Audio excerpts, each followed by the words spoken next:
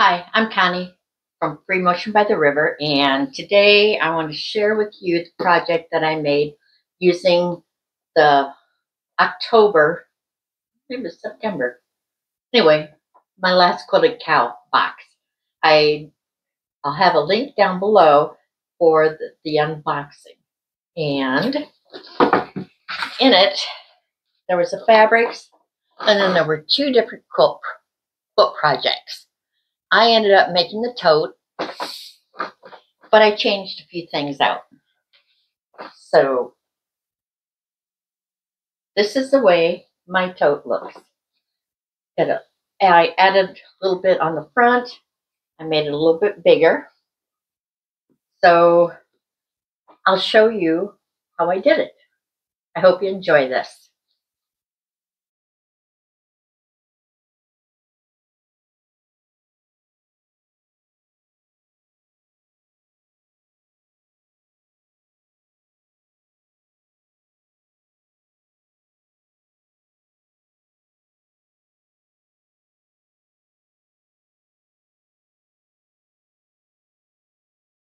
That in there.